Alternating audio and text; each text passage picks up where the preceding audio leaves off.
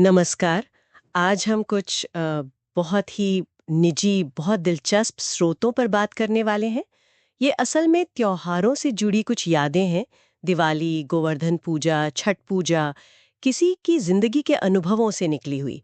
तो हमारे पास ये व्यक्तिगत नोट्स हैं, कुछ यादें हैं, और हमारा मकसद है इनमें जो रीति रिवाज है, उनके मतलब, और हाँ, वक्त के साथ कैसे चीजें बदली, उसे समझना। बिल्कुल, ये सिर्फ एक लिस्ट नहीं है त्योहारों की। ये तो जैसे उस जमाने की गांव की जिंदगी का एक आईना है ना? समुदाय कैसा था, लोगों के एहसास कैसे थे। सही कहा। और देखिए, शुरुआत ही कितनी अच्छी है, एक संस्कृत श्लोक से। धर्मेण युक्तः उत्सवः सर्वदा शुभदः सुखदः। हाँ, यानी धर्म से जुड़ा उत्सव हमेशा शुभ होता है, सुख देता है। बहुत गहरा मतलब है। बिल्कुल। तो चलिए इन्हीं यादों की दुनिया में थोड़ा और उतरते हैं। दिवाली की बात करें तो स्रोत में सबसे पहले उस इंतजार का जिक्र है, तैयारियों का। हाँ, मतलब दिवाली ऐसा नहीं कि बस एक दिन आई और चली गई। वही, करीब 15 दिन पहले से ही वो घर पुताई का काम शुरू हो जाता था। चूना और नील। लेखक के पिताजी भी वैसे ही योजना बनाते थे जैसे सब पड़ोसी बनाते थे। और ये अकेले नहीं करते थे। एक पड़ोसी थे लक्ष्मी जी, उनको बुलाया जाता था। अच्छा, वो शायद माहिर रहे होंगे इस काम में, हर साल वही करते थे। हाँ, लगता तो यही है। लेखक ने जिद की तो इस बार भी वही आए। सोचिए तो, जब सारे घर पुत जाते होंगे एक साथ, सफेद चमकते हुए, क्या नजारा होता होगा। एक अलग ही रौनक, घर दरवाजे सब साफ। पूरा मोहल्ला ही सज जाता था। और हाँ, लेखक अपनी पॉकेट मनी बचाकर रखते थे पटाखों के लिए। बिल्कुल, बच्चों का अपना इंतजार। और ये जो सामुदायिक तैयारी है ना, ये बहुत दिलचस्प है। हाँ, ये सिर्फ सफाई नहीं थी, ये एक तरह का सामुदायिक नवीनीकरण था। और ये भी देखिए कि उस जमाने में भी आर्थिक स्थिति कैसे झलकती थी। अच्छा, कैसे? जैसे जिनके पास साधन थे, वो चूना नील इस्तेमाल करते थे। लेकिन जो गरीब परिवार थे, वो भी पीछे नहीं थे। चिकनी मिट्टी, गोबर, उससे घर लीपते थे। हाँ हाँ, सुना है मैंने। और महिलाएं, वो आंगन और दीवारों पर मधुबनी पेंटिंग बनाती थी। मतलब हर घर सजता था अपनी तरह से। यही गांव की खूबसूरती थी। क्या बात है, सादगी में भी कला।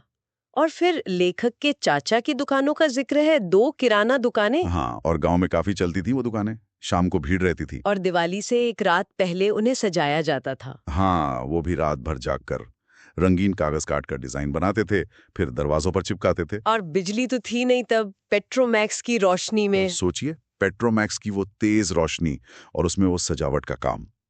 दिवाली के दिन तो वो दुकानें नए कैलेंडर, झालरों से एकदम अलग ही लगती होंगी। ये दुकानें सिर्फ बेचने खरीदने की जगह नहीं थीं फिर। नहीं, बिल्कुल नहीं। ये सामाजिक मेलजोल का अड्डा बन जाती थी त्योहार में। लोग मिलते, बातें करते। और ये भी अहम है कि बिक्री नकद में होती थी। हाँ, ये उस वक्त की अर्थव्यवस्था दिखाता है। शायद उधार या बैंक का उतना चलन नहीं था। सही। फिर रात को दुकान बंद करके घर पर पूजा, गणेश लक्ष्मी जी के। लगभग 9 बजे के आसपास। हाँ, प्रसाद में मखाना, केला, मोतीचूर के लड्डू। और हर साल नई मूर्तियां आती थीं, और दिए, 11 या 9, छोटी छोटी परंपराएं। बिल्कुल। पूजा के बाद फिर असली धमाल शुरू होता था। पटाखे, फुलझड़ियां। हाँ, सारे लोग, बच्चे बड़े दलान पर जमा हो जाते थे। दालान मतलब वो घर के बाहर का खुला हिस्सा, आंगन जैसा। हाँ, और देर रात तक पटाखे चलते थे। हंसी खुशी, फिर प्रसाद बंटता था। एक घर से दूसरे घर। लेखक लिखते हैं कि उनके दालान पर तो लाइन लग जाती थी प्रसाद लेने वालों की। ये आपसी लेन देन, मिलना जुलना, यही तो जान थी त्योहार की। और खाने का जिक्र, वो भी कितना विस्तार से है। पूजा के बाद का खाना भी प्रसाद ही माना जाता था। हाँ, दो तरह के खाने का जिक्र है। एक तो जैसे रोज का खाना, पर उसका फेस्टिव वर्जन। जैसे? दाल, भात, कई तरह की सब्जियां और तरुआ। तरुआ, वो क्या होता है? वो अलग अलग सब्जियों को चावल के आटे के घोल में लपेटकर धीमी आंच पर तलते हैं। बड़ा स्वादिष्ट होता है। साथ में पापड़, तिलौरी। तिलौरी, दाल की वड़ी जैसी। हाँ, शायद वही। फिर घी, दही, अचार। मतलब पूरा पौष्टिक और स्वादिष्ट खाना। अरे वाह, मुंह में पानी आ गया। और दूसरा विकल्प? दूसरा थोड़ा और खास मौकों वाला। पूरी, कचौड़ी, खीर, सेवई, मिठाइयाँ। अच्छा। तो ये दिखाता है कि परिवारों की अपनी पसंद थी, अपनी परंपराएं थी। व्यंजनों में भी विविधता थी। ये सिर्फ पेट भरना नहीं था, ये स्वाद का उत्सव था। और लेखक का ये कहना कि वो दिन आज भी याद है, मन पर छाप छोड़ गए, ये महसूस होता है पढ़ते हुए। ये सिर्फ रस्में नहीं थी, गहरे एहसास थे। बिल्कुल। अच्छा, अब दिवाली के ठीक अगले दिन पर आते हैं गोवर्धन पूजा। स्रोत में इसकी कहानी भी है। हाँ, भगवान कृष्ण से जुड़ी कहानी, जब उन्होंने गोवर्धन पर्वत उठाकर वृंदावन वालों को इंद्र के क्रोध से बचाया था। भयंकर बारिश से। हाँ, ये भागवत पुराण की कथा है। इसमें ईश्वर का संरक्षण है, विनम्रता का संदेश है और प्रकृति के प्रति आभार भी। लेखक याद करते हैं कि उनके यहाँ पुपरी वाली दादी थी।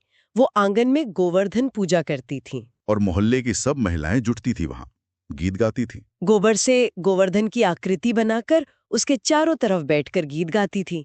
लेखक और दूसरे बच्चे बस देखते रहते थे। और उन्हें एक खास तरह की शांति मिलती थी, एक आध्यात्मिक अनुभव होता था। यहाँ अन्नकूट का भी जिक्र है। हाँ, गोवर्धन पूजा का अहम हिस्सा। भगवान को भोग लगता है, फल चढ़ते थे, केला, सेब वगैरह, और साथ में अकूरी या कैरवा तैयार होता था। अकूरी? कैरवा? ये क्या है? ये मटर से भी छोटा हरा काला दाना होता है, शायद कोई स्थानीय अनाज होगा। उसे ओखल में मुसल से कूटते थे। फिर उसमें से वो छोटे छोटे दाने यानी अकूरी ढूंढ कर निकालते थे। ये तो बड़ा मेहनत का काम लगता है, कूटना फिर ढूंढना। हाँ, पर लेखक इसे सिर्फ काम नहीं बल्कि एक आध्यात्मिक और शांति देने वाला अनुभव बताते हैं। शायद उस सादगी भरे जीवन में ऐसे कामों में भी सुकून था। बिल्कुल। और ये भी देखिए, दिवाली से छठ पूजा तक लगातार त्योहार का माहौल बना रहता था। हाँ, ये अक्टूबर नवंबर का समय इसीलिए शायद चुना गया होगा। बिल्कुल फसल कट गई, मौसम अच्छा, मन में उमंग। सही कहा। और अब आते हैं उस महापर्व पर जिसका बिहार और पूर्वी यूपी में बेसब्री से इंतजार होता है, छठ पूजा। छठ महापर्व। स्रोत इसे आस्था, प्रकृति और परिवार का संगम कहता है। एक लाइन है, छठ हमारी संस्कृति और प्रकृति का संगम है। कितनी बड़ी बात है। बिल्कुल।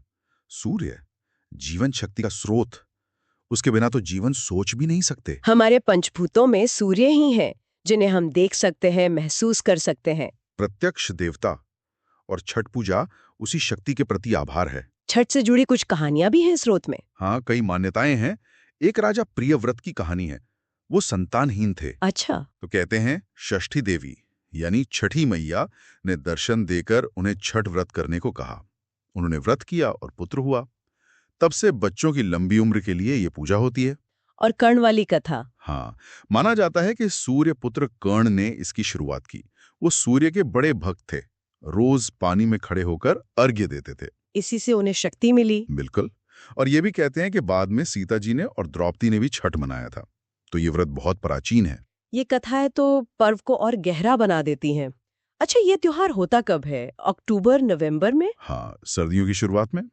लेखक याद करते हैं कि उनके घर में मुख्य रूप से उनकी दादी ये व्रत करती थी। वो हर साल मुरहद्दी गांव से दिल्लही आती थी, शायद मायका या रिश्तेदारी होगी। हाँ, और सब बच्चे उनका इंतजार करते थे।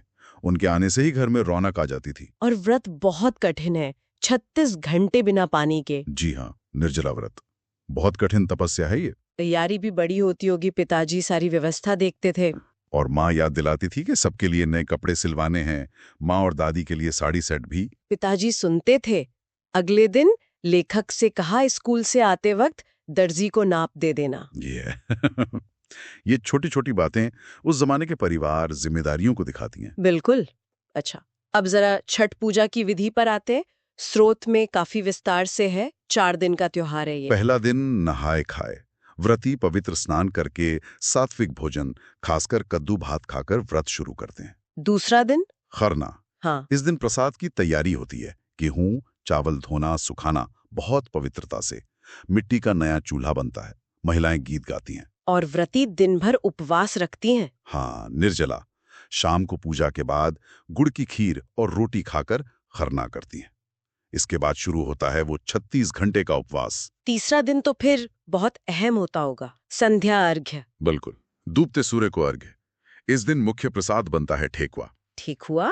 हाँ, वो तो छठ की पहचान है। हाँ। आटे, गुड़, घी से बनता है। हाँ, फिर पूजा की टोकरी, चंगेरा या दौरा, उसे सजाते हैं। बांस की टोकरी? हाँ, उसमें ठेकुआ, फल, नारियल, गन्ना, केला, बड़ा नींबू, सेब, अदरक, हल्दी का पौधा जड़ समेत और मिठाइयां रखकर शाम को घाट पर जाते हैं। लेखक के यहाँ बलखोरिया पोखर था। और वो मंजर, जब सब एक साथ घाट की ओर जाते हैं, स्रोत कहता है उसे शब्दों में बताना मुश्किल है। वाह। वो एकता, वो खुशी, हाँ। और घाट पर दियों की रोशनी, व्रती पानी में खड़े होकर डूबते सूर्य को अर्घ्य देते हैं, महिलाएं गीत गाती हैं, बच्चे पटाखे चलाते हैं। और शहनाई भी बजती थी। हाँ, शहनाई वादक भी होते थे। पूरा माहौल एकदम अद्भुत, यादगार बन जाता था। ये सुनकर ही रोंगटे खड़े हो गए। और फिर चौथा दिन, सुबह का अर्घ्य। उषा अर्घ्य या भोर का अर्घ्य, पूजा का समापन, सुबह 4 बजे से चहल पहल। और दालान पर रात भर ताश भी चलता था। हाँ, ये भी एक दिलचस्प बात है। गांव के खिलाड़ी पेट्रोमैक्स की रोशनी में खेलते थे, तो रात भर रौनक रहती थी। फिर सुबह 4:30 बजे सब सिर पर टोकरी रखे परिवार के साथ घाट की ओर। और रोशनी के लिए पेट्रोमैक्स। घाट पर सुबह का नजारा कैसा होता था? बहुत जीवन। लोग आ रहे हैं, प्रसाद सजा रहे हैं, दिए जला रहे हैं, धूप अगरबत्ती, पूरा तालाब दियों से जगमगाता था। बच्चे पटाखे चला रहे, महिलाएं गीत गा रही हैं, शहनाई मृदंग बज रहा है। पूरा माहौल धूप की खुशबू और श्रद्धा से भरा हुआ। व्रती पानी में सूर्योदय का इंतजार करते हैं। लगभग 6 बजे। हाँ, स्रोत के अनुसार। फिर जैसे ही सूरज उगता है, अर्घ्य देते हैं, दूध और जल चढ़ाते हैं। और फिर पूजा संपन्न। जी हाँ, एक दूसरे को प्रसाद बांटते हैं, शुभकामनाएं देते हैं। फिर घर लौटकर व्रती जल और प्रसाद से अपना व्रत तोड़ते हैं, पारण करते हैं। उसके बाद अपना पसंदीदा खाना, दाल भात तरुआ तिलौरी। बिल्कुल। और बच्चे दिन भर प्रसाद खाते हैं। और हाँ, ये त्योहार अब सिर्फ बिहार या भारत में नहीं, दुनिया भर में मनाया जाता है। ये तो हुई त्योहारों की बात, लेकिन एक और किस्सा है स्रोत में, नाटक का। हाँ, 1975 में छठ पूजा के अवसर पर राम बालक चौधरी के निर्देशन में सत्यवादी राजा हरिश्चंद्र, लेखक ने रोहिताश्व का रोल किया था और चाचा हरिश्चंद्र बने थे। नाटक मंडली रिहर्सल करती थी। ये उनके लिए मंचन का दिन होता था और तब से ये परंपरा बन गई। ये दिखाता है कि त्योहार कैसे कला संस्कृति को भी जोड़ते थे। बिल्कुल।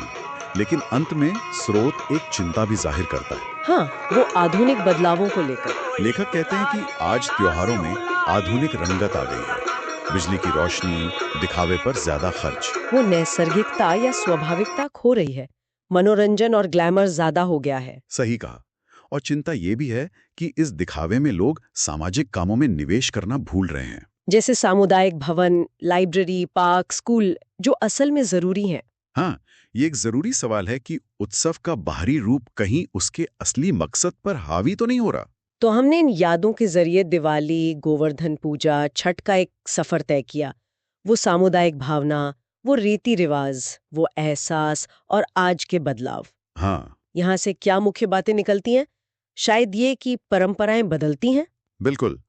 और कुछ चीजें जो साफ दिखती हैं, प्रकृति और ईश्वर के प्रति आभार, समुदाय का बंधन, त्योहारों का वो पूरा अनुभव, रंग, गंध, ध्वनि, और अंत में जो बात कही गई, उन मूल मूल्यों को याद रखना कितना जरूरी है। उस सादगी, वो सामूहिकता।